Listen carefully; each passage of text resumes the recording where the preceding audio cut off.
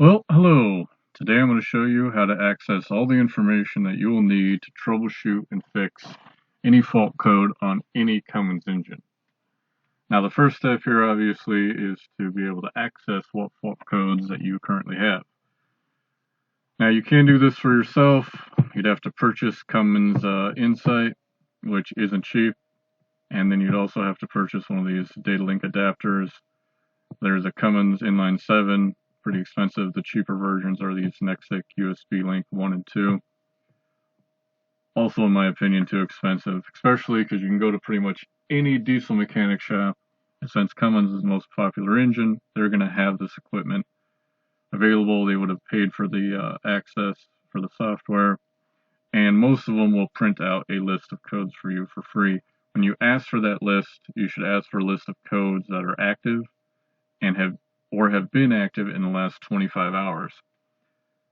Because what's been active in the last 25 hours isn't initially obvious on the printout. They're going to have to look at something and kind of circle them for you of which ones have been inactive in the last, or active in the last 25 hours. Once you have that list, that's when you're going to do what I'm about to show you. Now, this will be a series of videos, otherwise it'd be over an hour long probably. And these are the videos that I'm going to do. So number one here is the one that you're watching right now, and it's to set up a free account with Cummins QUICKSERVE Online, and then how to filter all of the information that's going to be presented in that website to be relevant to your specific engine.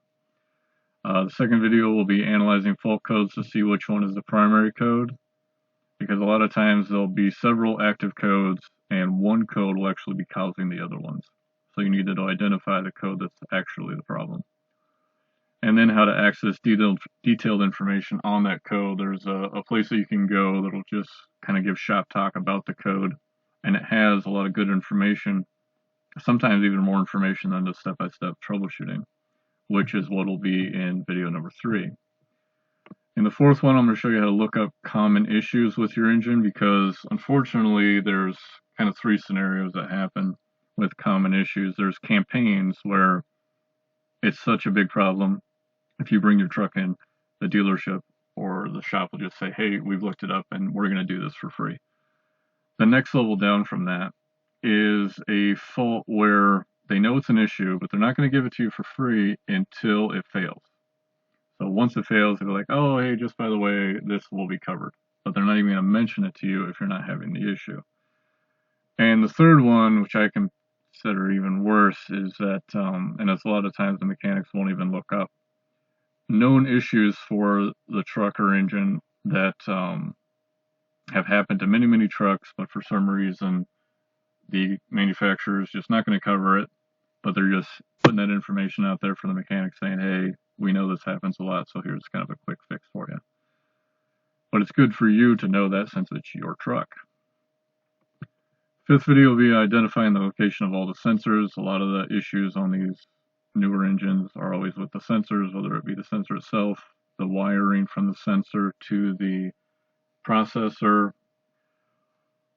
or it can be on the tubes leading to the sensor. Like a pressure sensor will have a tube for air, exhaust gas to go up and actually hit the parts of the sensor that's going to take the reading. If that tube is clogged, the sensor will give false readings.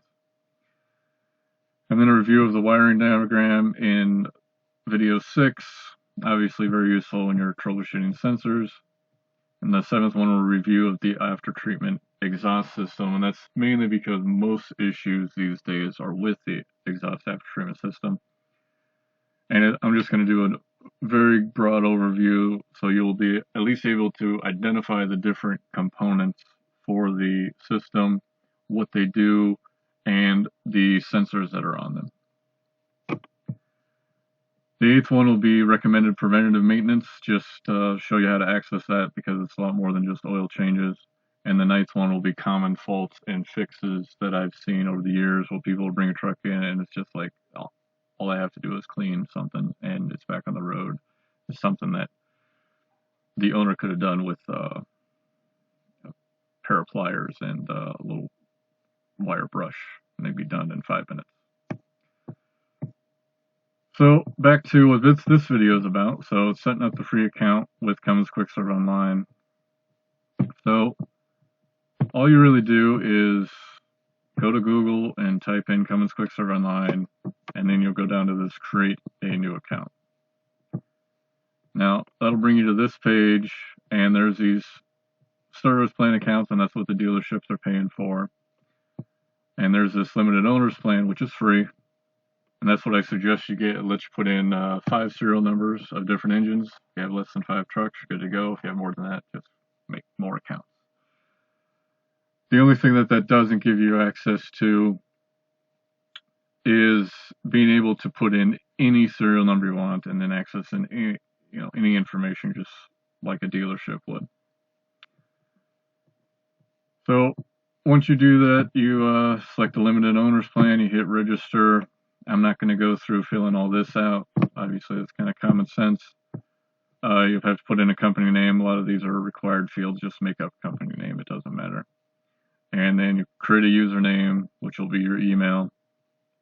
A challenge question, you hit yes cookies. You have to click this box that says I'm not a robot, and then it'll let you register. You'll get an email that will have your password in it. And it'll also have a link to show you how to change that password, which I recommend, so you can actually change it to something that you can remember. But your username will be the email that you put in. So I'm going to jump to that. So once you have an account and you search Cummins QUICKSERVE Online, and you go to this top one, that will bring you to this login.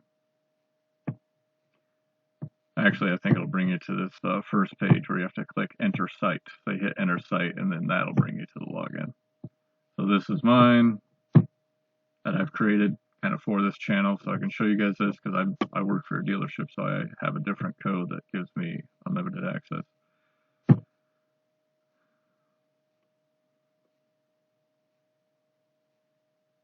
Now once this finally loads, what you're going to want is to filter all the information that's going to display this to you for the engine that you have. Now you're going to want to look at your engine. There's going to be a data plate on the valve cover. It's going to have all this information, and just for this video I just I've searched for Cummins ISX15 serial number, got some pictures, I zoomed in on this particular one, and I can see the engine number is here, and it's going to be an 8-digit number.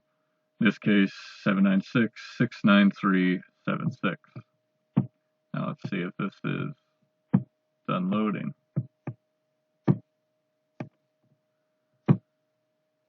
Well, sometimes you have problems.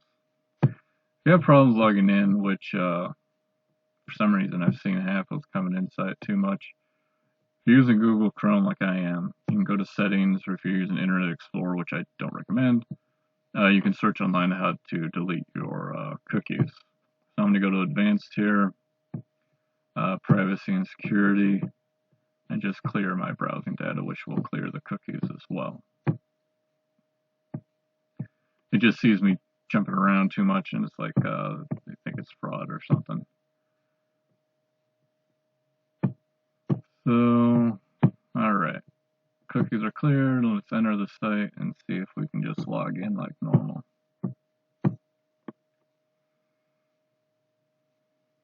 There we go. So kind of nice to have that problem. Now you can see clear cookies text to the right up.